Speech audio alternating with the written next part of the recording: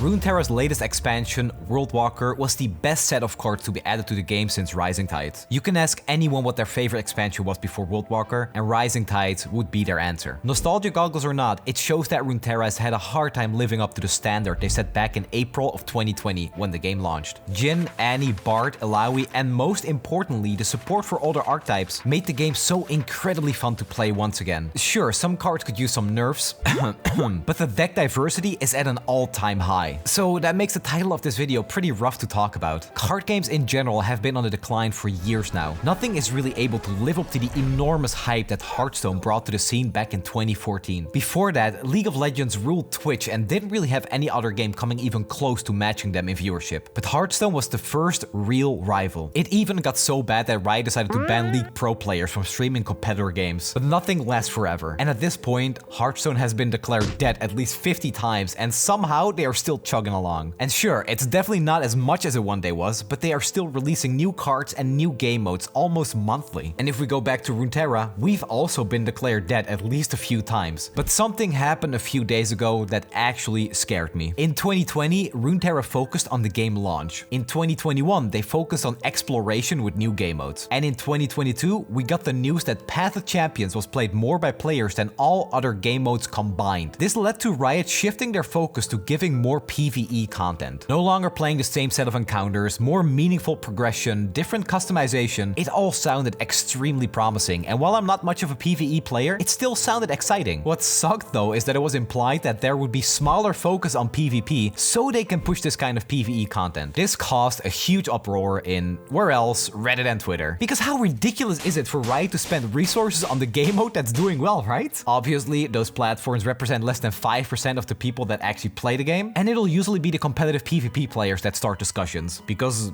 these are social platforms and PvP is more social than PvE, obviously. Let's be honest though, who actually goes to Twitter or Reddit if you have nothing to complain about? There's another discussion here that says PvE numbers are inflated for a few reasons. One is that the tutorial when you first start Runeterra requires you to play through the Jhin story, and the second is that farming experience is the fastest way to acquire new cards, which is true. But the inflation standpoint is obviously nonsense, because Riot should be able to look at the data and make that distinction. But for some reason, I see this comment come up almost every single time. We can be sure that if Riot's data suggests that people are enjoying PvE, they really are enjoying PvE. And if I'm being honest, I think the reason people were upset in the first place was mostly because the balance updates and card releases in 2021 were so lackluster. We could go months between patches with no meaningful adjustments, and some of the expansions we got were honestly some of the most frustrating play patterns I've ever seen. But 2022 changed that completely. The first patch, only a month after the announcement, Riot delivered big time. Massive balance updates, buffs for underplayed cards, and completely new cards to support older archetypes. This was it. Riot delivered on their promises and gave something to hype and stay excited about. Complete meta shakeups, and even though some of the cards might have been a little broken, that was completely fine because a month later we'd get another huge balance update. Overbuffing something really doesn't matter all that much if you know there are consistent changes to slightly pull them back, because this is what happened to Mona Shurima. This might be an unpopular opinion because the community was not happy with Sundisk being strong, but I'll give my hot take and say that I loved Mona Shurima being broken for a good month, even if I didn't play the deck much myself anymore. I'm a filthy hipster and all, you know? The reason I was so happy with it is because if Riot didn't make those changes, the deck would forever be a meme. Try to buff an archetype that has been power crept a long time ago. Maybe it'll be too powerful, maybe it still won't be enough, and just maybe you'll get it exactly right. What matters is the fact that with these consistent balance updates, these overbuffed cards can be readjusted until they feel fair. A deck like Reputation got a new card,